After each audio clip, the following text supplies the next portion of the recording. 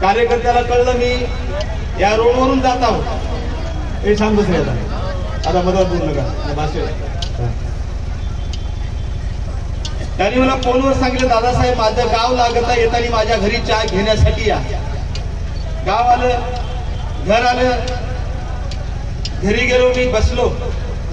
बसल्याबरोबर तो मला तांब्यावरून पाणी देत होता.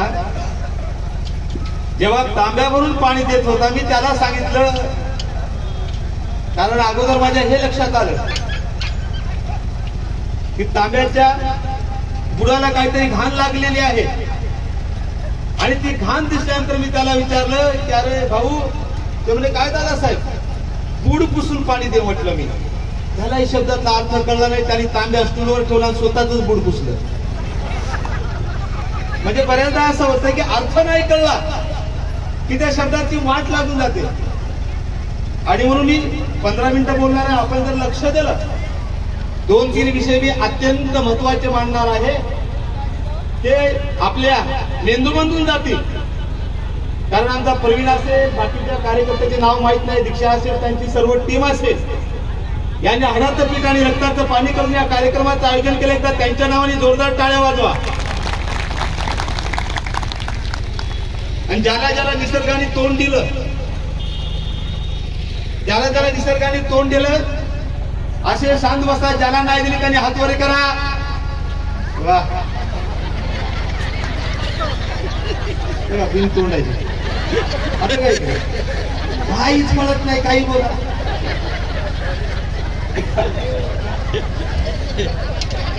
बरं ठीक आहे. ज्याला ज्याला हात दिले त्याने हात वर करण्याच्या अगोदर पुन्हा एकदा सूचना, ज्याला ज्याला हात नाही, ज्याला हातच नाही त्याने हात वर करा. काहीच कळत नाही. आता हात नाही ते हात वर करायचे. हे प्रॉब्लेम आहे. इकडे सगळे सुरक्षित आहेत ना? काही आहेत का? नाहीत ना? आहे टावर लागणार तुला एक शेर आठवला. तुम्ही मला बोलायचं, मला गाडगे बाबा सारखी कीर्तन करायची सवय आहे. हा डायलॉग कोणा पिक्चरचा आहे? कोणता? आवाज काढायला मुर्दार नाही तुम्ही. कोणता पिक्चर? आणि मर्दात ना काय आवाज काढायला. कोणा पिक्चरचा डायलॉग आहे? दादासाहेबांच्या चेहऱ्यावर हे करा. पैसे त्याच्यात सुटकेस मध्ये त्याला सांगतो ते आता त्या फोकस चालायचं याला. हमने बिलकुल कमी दे, स्पष्ट आवाज आहे मला.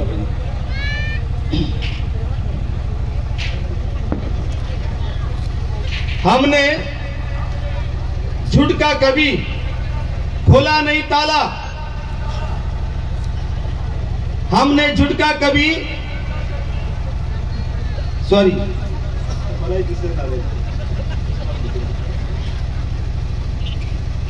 हमने झूठ कभी दिमाग में नहीं पाला. बुराई का कभी हमने खोला नहीं ताला. हमने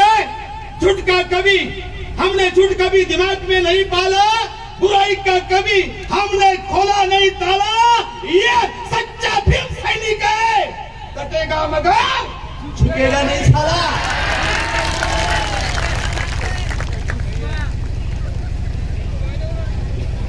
इमानदारीच्या जेवढे आहेत की नाही, इमानदार आहेत, सर्व सच्चे आहेत. आणि खरंच तुमच्याकडे जर बघितल्यानंतर सिंगम पिक्चर बघितला काय? बरोबर बघितला सिंगम? बोला जरा, कीर्तन करायचं आहे मला. सिंगम कोणी कोणी बघितला? लाजू नका रे, करा. सिंगम, दबंग, सुधरा रे, अभ्यास करायची का? काही भलं नाही त्या पिक्चर मध्ये. तर असो, सिंगमचा एक डायलॉग आहे, आवाज तुम्ही द्यायचा, तो मजाकचा भाग झाला. तुम्ही आवाज काढायचा. सगळ्या इकडे बोलायलो मर्दांनी, या भीमाच्या वाघिनींनी. सिंगमचा डायलॉग आहे. या कार्यक्रमा संदर्भात जे काय ते इमानदार आहेत, प्रामाणिक आहेत. नाही म्हटलं तरी भीम टायगर सेना भंगार जमा करत नाही. त्याला कुठेही का अर्धीच किंमत येते.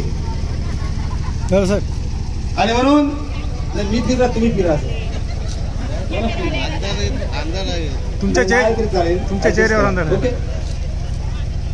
सिंगम ते डायलॉग. आता माझी आवाज काढा जरा. आता माझी आता माझी आता माझी आता माझी आवाज येईना थोडासा पॉवरफुल.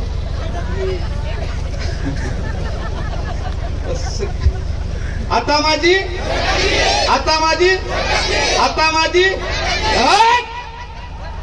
आजचा कार्यक्रम बघितल्यानंतर मनुवाद्या चावला हे म्हणणार नाही आता माझी सटकली.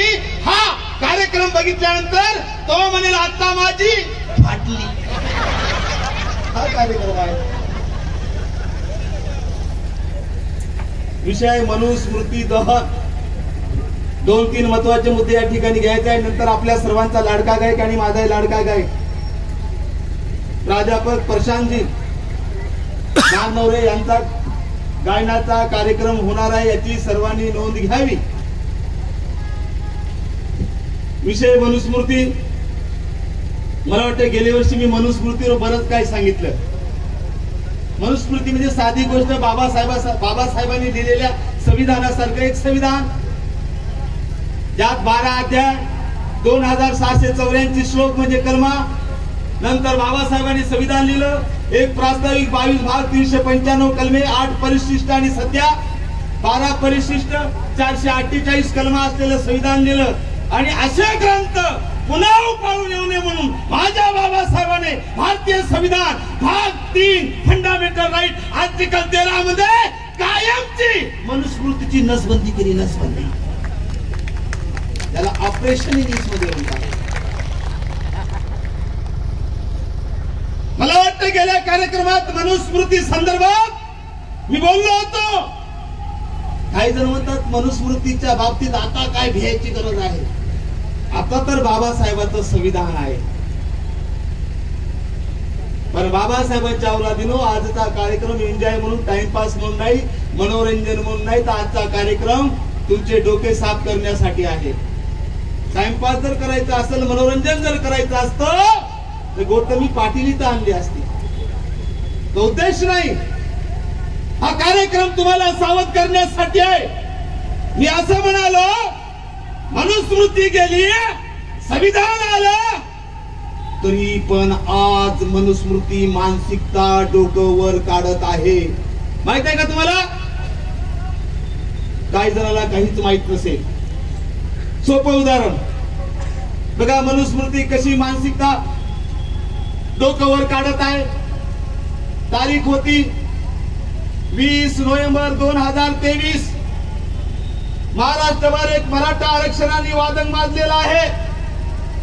पहिल्यांदा मी ही क्लिअर करू इच्छितो, मराठा समाजाला भारतीय संविधानाचे निकष पूर्ण करून आरक्षण मिळत असेल तर भीम टायगर सेनेचा जाहीर पाठिंबा. पण मराठा समाजाला आरक्षण देत असताना कोणी संविधानाचा कोथळा बाहेर काढून आरक्षण देत असेल, संविधानाला फासावर लटकून आरक्षण देत असेल, संविधानाला नाक लावून कोणी आरक्षण देत असेल, तिथं मात्र तिथे एक घाव दोन तुकडे झाल्याशिवाय राहणार नाही. तर आमच्यासाठी संविधान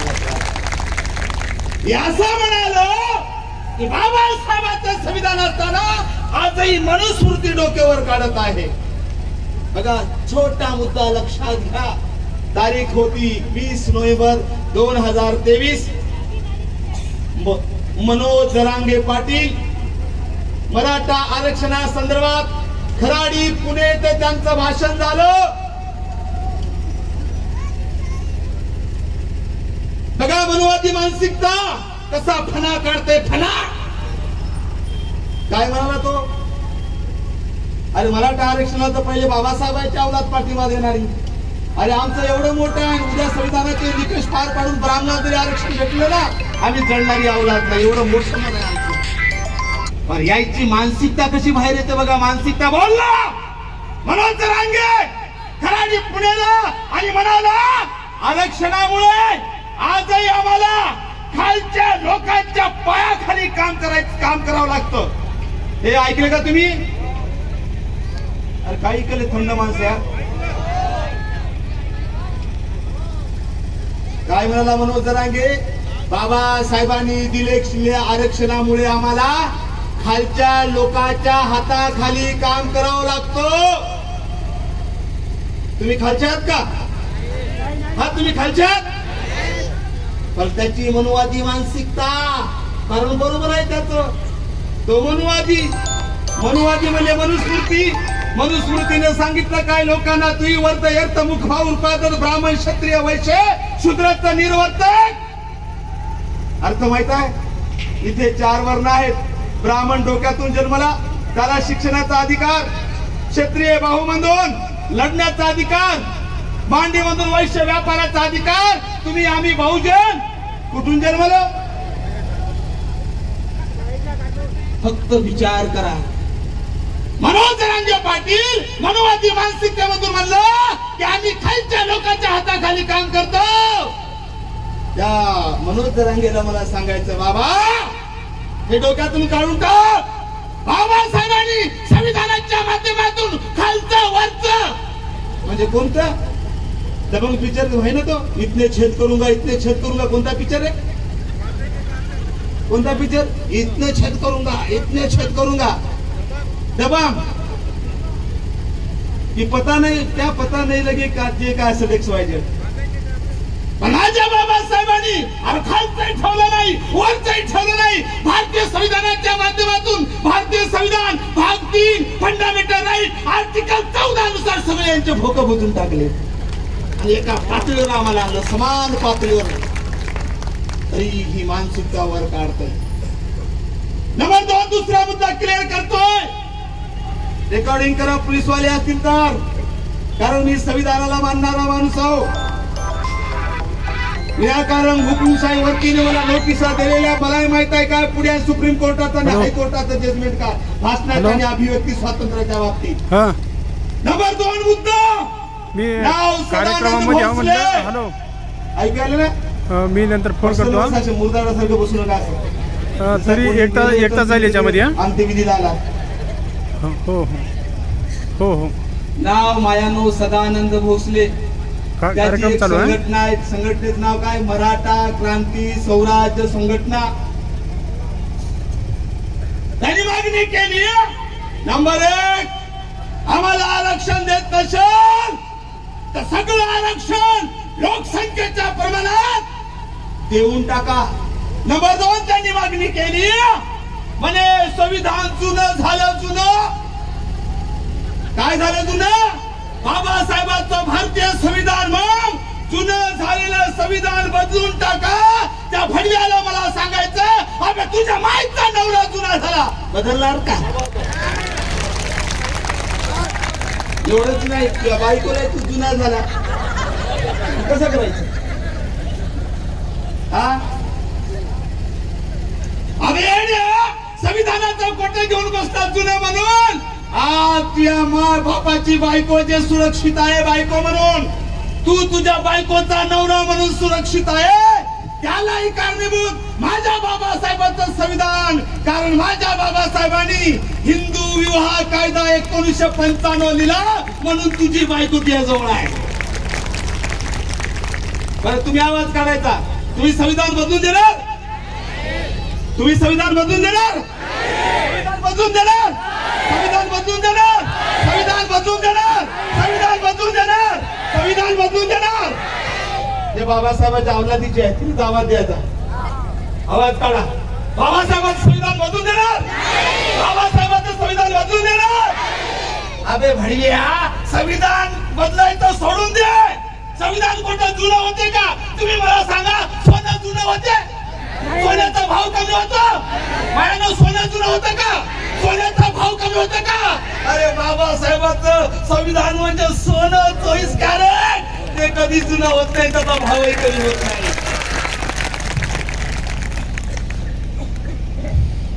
आणि म्हणून त्या सदानंद भोसलेला मला सांगायचं, आबे तुझ्या माईचा नवरा जे सुरक्षित आहे, तुझी बायको जे सुरक्षित आहे, एवढाच नाही बाबासाहेबांच्या संविधानामुळे नंबर 1 29 राज्ये, नंबर 2 8 केंद्रशासित प्रदेश, नंबर 3 10 धर्म, नंबर 4 7,500 जाती, नंबर 5 3000 भाषा आणि शेकडो प्रथा आणि परंपरा हे खऱ्या अर्थाने एका जागी टिकून असतील. माझा देश खऱ्या अर्थाने एक संघ जर असेल ते फक्त आणि फक्त बाबासाहेबांच्या संविधानामुळे. दुसरा एक अत्यंत महत्वाचा मुद्दा मांडतो, अत्यंत, कारण ह्या विषयाची उजळणी होणं महत्वाचं आहे. या राज्यामध्ये काय नंगा नाच चालू आहे ते होणं महत्वाचं आहे.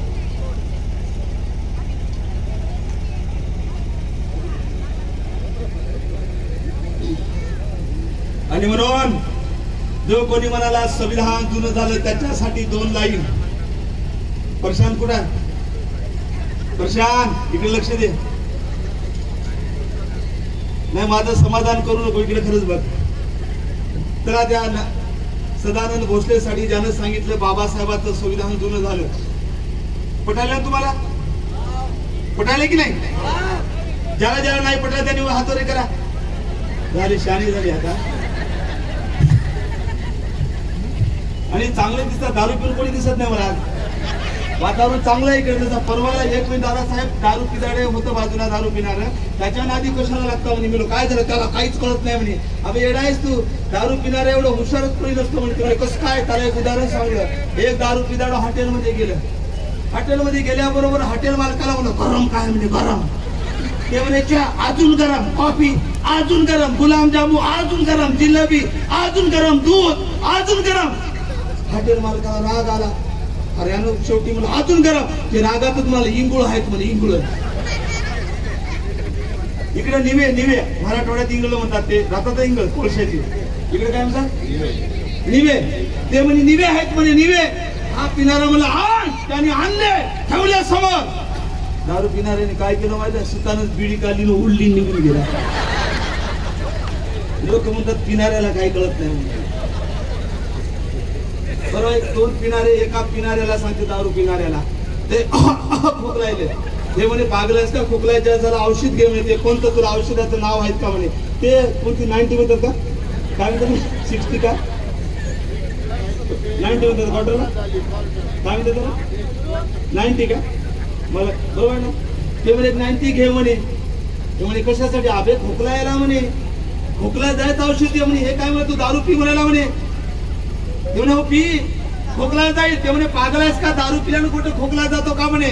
ते याला काय म्हणे येडायस का, खोकला कसा काय जात नाही. ते म्हणे कसं काय? बघ दारूमुळे तुझी बायको निघून गेली म्हणे, दारूमुळे तो शेत गेलं म्हणे, दारूमुळे तो घरदार गेलं म्हणे, खोकला जाणार नाही का म्हणे. विषयाकडे ओळ्या अत्यंत महत्वाचा विषय. मला एक शेर आठवलं, ज्यांनी सांगितलं या देशाचं संविधान जुनं झालं त्याच्यासाठी. छोटा हो या बड़ा आदमी का कद होता है, छोटा हो या बड़ा आदमी का कद होता है. मूलभूत ढांचे को छेद देने वाला कलम रद्द होता है. हमारा संविधान बदलने वाला सबसे बड़ा मादरचोद होता है. शेवटाकडे साहेब रेकॉर्डिंग करून घ्या माझी, काय अडचण नाही, केस झाले नो प्रॉब्लेम. शेवट अत्यंत महत्वाचा, अत्यंत. मी सांगितलं मराठा आरक्षणाला आमचा विरोध नाही आहे का, बरोबर आहे. मला एकाने फोन केला, दादा म्हणे ते आरक्षण मागतात, कशामधून मागतात? मी ओबीसी मधून. असं का म्हणे. बरं दादासाहेब म्हणे जर असं मला मार्गदर्शन करा म्हणे. काय ते आरक्षण तर मागतात, आता आरक्षणाच्या आंदोलनात बाबासाहेबांचा फोटो लावत नाहीत म्हणे. लावतात का फोटो? फोटो लावतात का? इकडे लावतात का? काय उदाड माणसात काय त्याला म्हणजे काहीच नाही. असं तुम्ही महाराष्ट्रभर मराठा आंदोलनात कुठं बाबासाहेबांचा फोटो बघितला का? काय कमाल आहे हो. अहो साधा एखाद्याने काटा काढला ना तर माणूस त्याला थँक्यू म्हणतं की नाही. भाऊ योगेंद्र फुरमाई साहेब साधा काटा काढला तर साध्या फुरमाई साहेबांनी एखाद्याला जर गाडी 4 व्हीलर मध्ये जात असताना कोणाला लिफ्ट दिली, बसवलं गाडी, तर ते थँक्यू म्हणाल की नाही. साधा सोपा नियम. एवढंच काय मला तुम्हाला विचारायचं, एखाद्याला गायिका व्हायचं असेल तर तिला मोठी गायिका व्हायचं तर जनरल ती लता मंगेशकर आयडॉल मानते की नाही. तिला फिल्म सिटीची गायिका व्हायचं साहजिक आहे, ती गायिका आहे. एखाद्याला क्रिकेटर व्हायचं असेल तो सचिन तेंडुलकर समोर ठेवेल. चांगला आहे, कारण तो क्रिकेटर होता. मायानो आणि बहिणीनो, तुम्ही उत्तर द्यायचं. एखाद्याला गायिका व्हायचं असेल तर लता मंगेशकरला आढळ समजतं. याच्या गायकीमध्ये ऍक्च्युली लता मंगेशकरचं काहीच योगदान राहत नाही. एखाद्याला क्रिकेटर व्हायचं असेल तो सचिन तेंडुलकरला आढळ समजतं. परंतु ह्या क्रिकेटवर बनत असताना सचिनचं मात्र काही योगदान नाही. बाबासाहेबांच्या अवलादीनं तुम्ही उत्तर द्यायचं. अरे जेव्हा लोकशाहीचा विषय येतो, जेव्हा संविधानाचा विषय येतो, अरे जेव्हा आरक्षणाचा विषय येतो, तेव्हा फोटो कोणाचा पाहिजे? कोणाचा पाहिजे? फोटो कोणाचा पाहिजे? मग ते फोटो लावतात का? लावतात का फोटो? बोला, मनुस्मृती येईल, गळ्यात मडकं, ढुंगणाला जाणू येईल. लावतात का फोटो?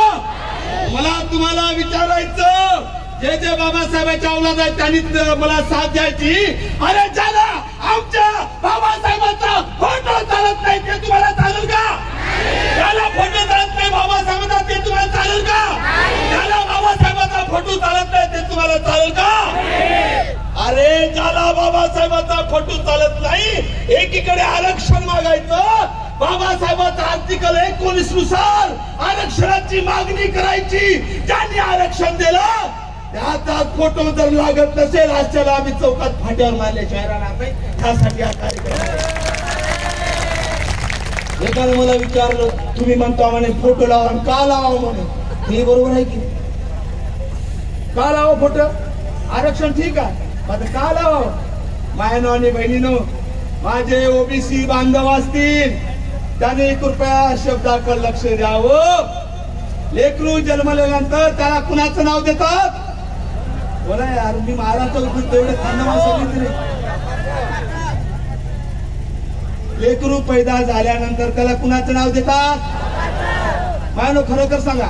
म्हणजे बाबासाहेबांची औलाद रमाबाईची लेक आहे, त्यांनी हात वर करून सांगायचं, लेकरू पैदा झाल्यानंतर त्याला कुणाचं नाव देतात?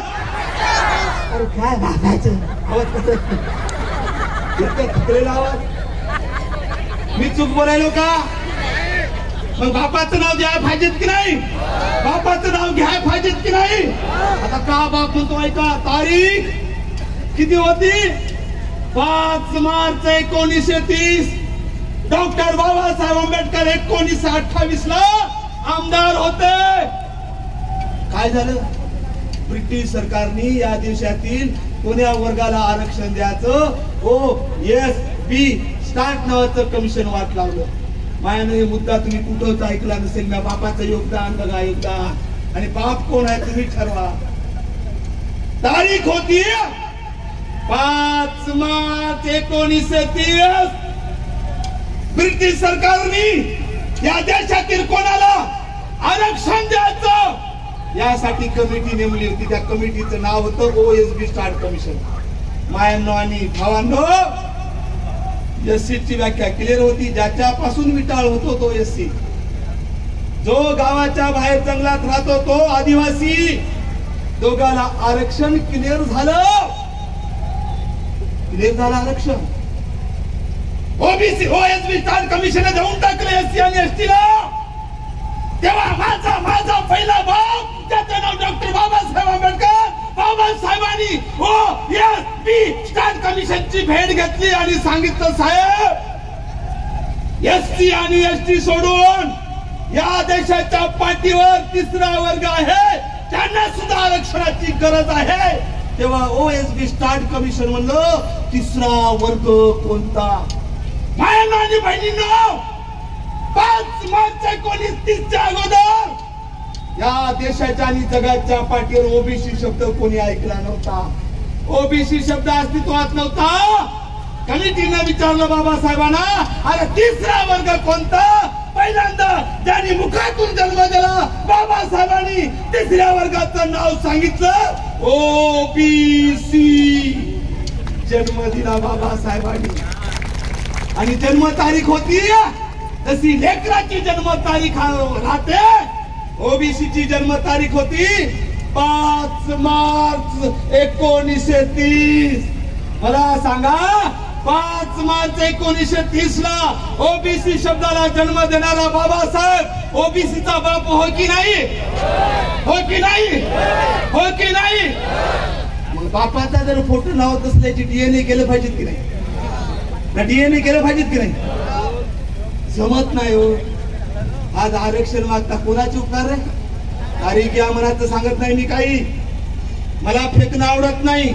एकाच माणसाला सगळ्या देशाचा काय म्हणतात इकडे पूर्ण ठेका का? हा ठेका. आमच्याकडे ठेका म्हणतात मराठा. सगळा ठेका त्याला देऊन टाकला फेकायचा. भाया तिकडेच गुत सगळं. मित्र बरोबर आहे का? मित्र असं आहे का? काय केलं बाबासाहेबांनी ओबीसी साठी?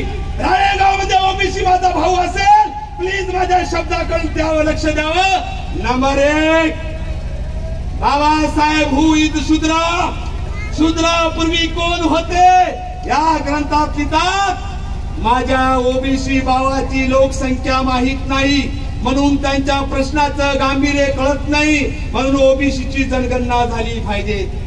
नंबर 2 बाबासाहेब 1946 ला सरकारकडे मागणी करतात माझ्या ओबीसीचं भलं करायचं असेल पहिल्यांदा त्यांची जनगणना झाली पाहिजे मागणी करतात. नंबर 3 1952 ला शेड्यूल कास्ट फेडरेशनचे इलेक्शन लोकसभा लागली पहिली देशातील. बाबासाहेबांनी शेड्यूल कास्ट फेडरेशनच्या वतीने माणसं उभी केली. तुम्हाला माहित असेल नसेल 1952 ला लोकसभा निवडणुकीमध्ये शेड्यूल कास्ट फेडरेशनच्या वतीने जो जाहीरनामा प्रसिद्ध झाला त्यात बाबासाहेब लिहितात अरे माझा शेड्यूल कास्ट फेडरेशन सत्तेत जर आला तुम्ही तात्काळ ओबीसीला आरक्षण देईल.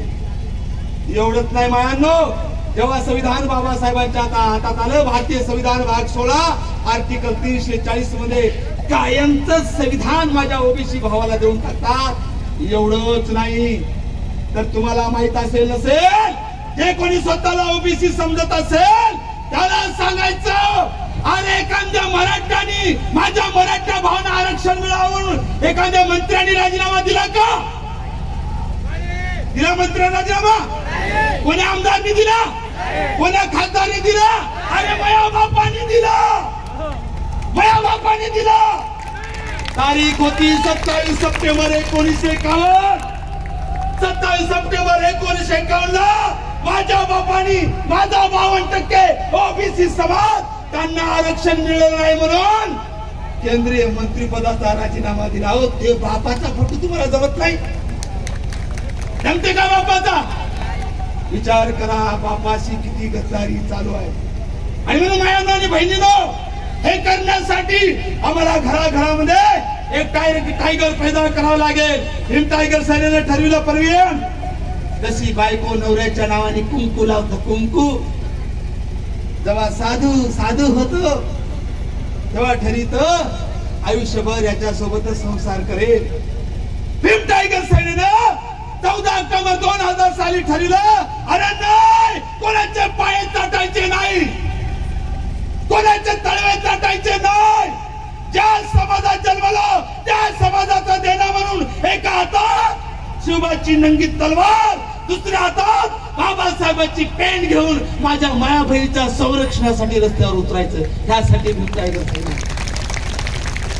आणि म्हणून मायानो जाता जाता 2 मिनिटं राहील माझे नंतर आपल्याला प्रशांतला ऐकायचं.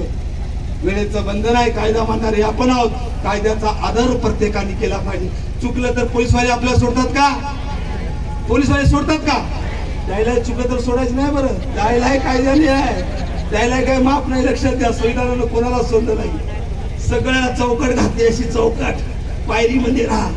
बरोबर आहे. शेवट माझ्या भाषणाचा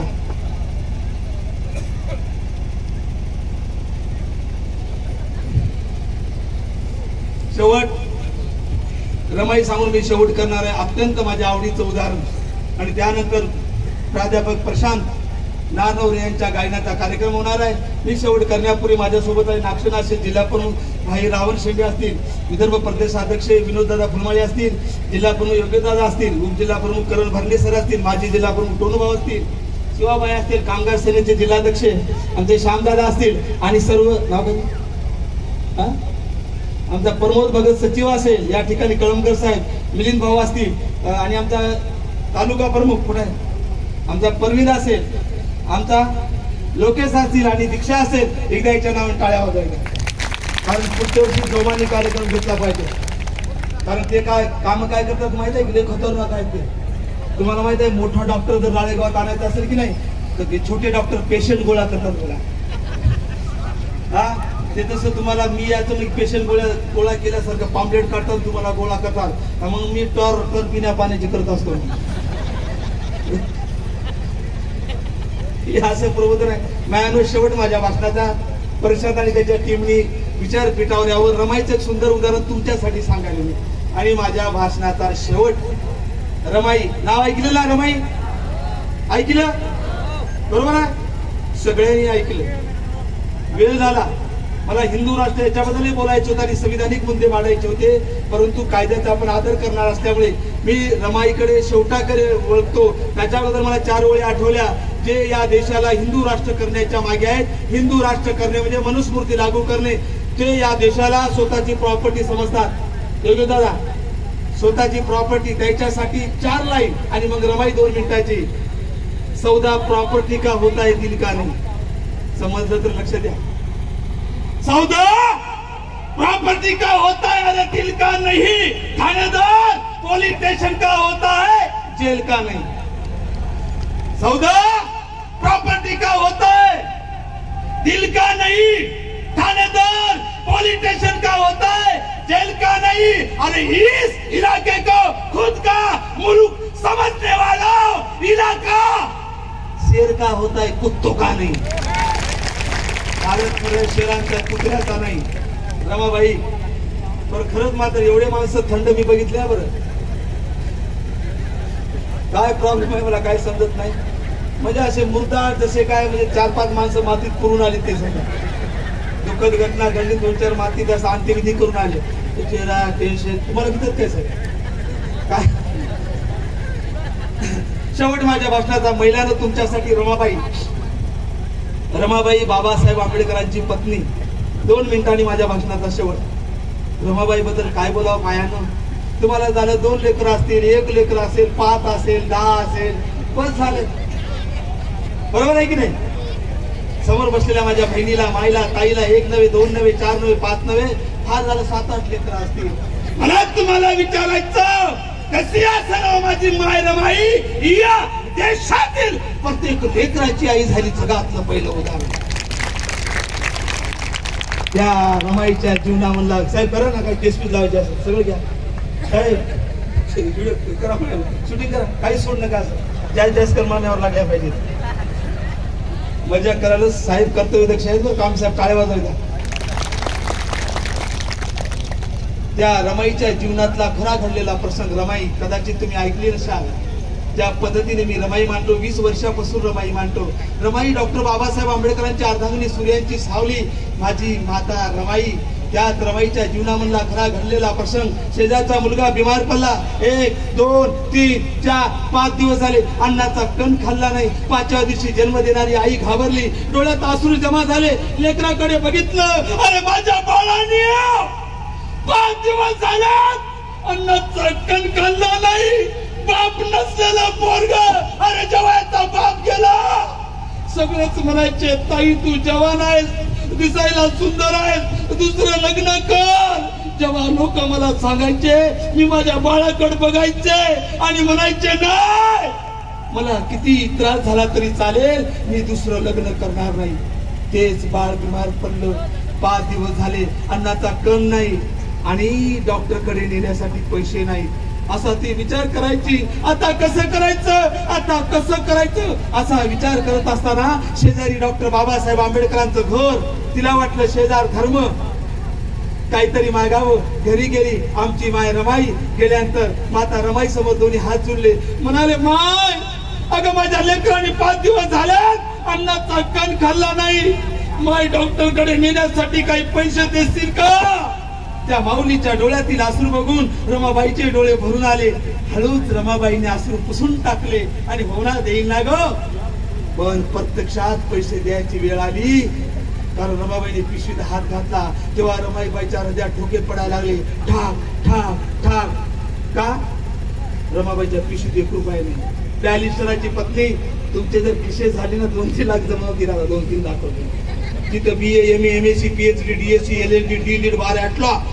बॅरिस्टराची बायको, पिशवीत 1 रुपया नाही. रमाबाईला वाटलं अहो मी शब्द दिला, पिशवीत पैसे नाही, आता या माऊलीला काय बोलू, असा रमाबाई विचार करत असताना आता मी काय बोलू, आता मी काय बोलू. सहज रमाबाईला आठवते, अरे ही तर म्हणतो लेकराला डॉक्टरकडे न्यायचं, कशाला दुसऱ्या डॉक्टरकडे?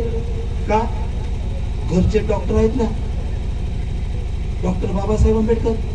सगळं जग बाबासाहेबांना doctor Babasaheb Ambedkar, doctor Babasaheb Ambedkar, doctor Babasaheb Ambedkar म्हणतं. अडाणी असलेल्या रमाबाईला डॉक्टर बाबासाहेब आंबेडकरांच्या डॉक्टर शब्दामधला फरक कळला नाही. ती अडाणी, ही अडाणी. तिला म्हणजे अगं कशाला दुसऱ्या डॉक्टरकडे, घरचे डॉक्टर आहेत ना डॉक्टर बाबासाहेब आंबेडकर. त्याही माऊलीला खरं वाटलं. दोघेही बाबासाहेबांची वाट बघतात. नेहमीप्रमाणे बाबासाहेब आले. आल्याबरोबर बाबासाहेब म्हणतात, रामो पाय धुण्यासाठी पाणी दे ग. जसं बाबासाहेब म्हणतात रमाबाईला, रामू पाय धुण्यासाठी पाय दे ग. तेव्हा रमाबाई म्हणतात, साहेब पाय धुवायचं राहू द्या, बाजूचा पिंट्या बिमार पडला, बाजूचा बाब्या बिमार पडला, त्याला तपासा, त्याला इंजेक्शन द्या, त्याला गोळ्या द्या. बाबासाहेब थंडगार. बाबासाहेब मनाशी विचार करतात, जग पालती घातलं या बाबासाहेबाला कोणी इंजेक्शन द्या नाही म्हटलं. जग पालती घातलं या गोळ्या द्या कोणी नाही म्हटलं. रामू पागल झाली काय, मला इंजेक्शन द्या, गोळ्या द्या, तपासा. बाबासाहेब रमाबाईच्या प्रश्नाचं उत्तर देतात, सांगतात, रामू अगं हा तुझा बाबासाहेब माणसाचा डॉक्टर नाही. अडाणी रमाबाईला कळलं नाही. रमाबाई रागात आल्या. रागात आलेल्या रमाबाई म्हणतात, काय बोलता साहेब, माणसाचे डॉक्टर ना तर मग ढोराचे डॉक्टर आहात का? बाबासाहेबाला आश्चर्य वाटलं. अडाणी असलेली रमाबाई म्हणते, ढोराचे डॉक्टर आहात का? बाबासाहेब सांगतात की रामू मी तुला माहित नाही रामू. कारण रमाबाई म्हणाल्या, ढोराचे डॉक्टर. 1 मिनिट शेवटचा या कार्यक्रमानिमित्त हा मला मेसेज आपल्या सर्व परिषद आणि त्यांच्या टीमने स्टेजवर यावं. रमाबाई चिडल्या आणि बाबासाहेबाला म्हणतात, ढोराचे डॉक्टर आहात का? बाबासाहेबांना राग आला. अडाणी असलेली रामू मला ढोराचा डॉक्टर म्हणते. बाबासाहेब परत समजावून सांगतात, रामू अगं मी ढोराचा डॉक्टर नाही. रामू हा तुझा बाबासाहेब रामू पुस्तकांचा डॉक्टर आहे. रामू हा तुझा बाबासाहेब पुस्तकांचा डॉक्टर. अडाणी असलेल्या रमाबाईला समजलं नाही. रमाबाई भडकल्या, रागात आल्या. रागात आलेल्या रमाबाई बोलतात, काय बोलता म्हणे साहेब पुस्तकांचे डॉक्टर. अहो साहेब मी अडाणी असते म्हणून काय झालं मला कळत नाही म्हणे. पुस्तकांचे डॉक्टर. डॉक्टर साहेब मला सांगा, पुस्तकाला ताप येतो, पुस्तकाचं डोकं दुखतं, पुस्तकाला शुगर होतं म्हणे. पुस्तकांचे डॉक्टर. तिसरा प्रश्न रमाबाईने केला. बाबासाहेबाला आश्चर्य वाटलं, अरे काय बोलते रमाबाई म्हणे, पुस्तकांचे डॉक्टर, पुस्तकाला ताप येतो का, पुस्तकाचं डोकं दुखतं का? तेव्हा बाबासाहेबाला राग आला आणि शेवटचं रमाबाईच्या प्रश्नाचं उत्तर देतात, हाच माझ्या भाषणाचा शेवट. बाबासाहेबांना राग आला थोडा. बाबासाहेब रागात आले. बाबासाहेबांनी मुठ आवळली आणि रमाबाईच्या प्रश्नाचं उत्तर देतात की रामू तुला माहित नाही, या उलट्या संस्कृतीच्या देशामधला एक जर पिसाळा कुत्रा माझ्या माणसाला चावलं रामू, माझं एकच माणूस पिसाळ होईल. रामू या उलट्या संस्कृतीच्या देशामधला एक जरी विषारी नाग माझ्या माणसाला चावलं रामू, माझं एकच माणूस मरेल रामू. रामू या उलट्या संस्कृतीच्या देशामधलं एक जरी मनवादी विचाराचं पुस्तक चावलं रामू, एक जरी ब्राह्मणवादी विचाराचं पुस्तक चावलं रामू, माझा सगळा समाजच पागल होईल ग. आणि म्हणून त्याच रोगापासून वाचण्यासाठी रामू हा तुझा बाबासाहेब पुस्तकांचा डॉक्टर झाला. रामू हा तुझा बाबासाहेब पुस्तकांचा डॉक्टर झाला. मायानो आणि बहिणीनं तुम्ही ज्या नटून थटून आल्या की नाही, ही बाबासाहेबांची कृपा. कारण बाबासाहेबांच्या आर्टिकल 19-2 मध्ये आम्हाला जगण्याचा अधिकार दिला, आम्हाला 19 मध्ये नटण्याचा अधिकार दिला, आम्हाला म्हटलं तसं कपडे घालण्याचा अधिकार दिला. तुम्हाला जे नवरदेवासारखे आले की नाही तसं काही लग्न लावायचं तुमचं हटवून असं. आता संध्याकाळी काही गरज आहे का?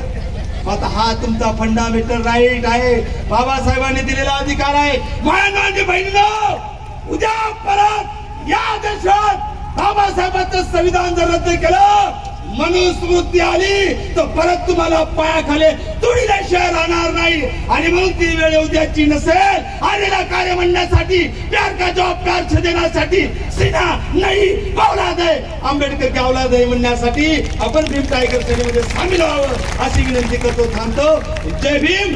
तर एकदा जोरदार नारा डॉक्टर बाबासाहेब आंबेडकरांचा, भारतीय संविधानाचा. धन्यवाद.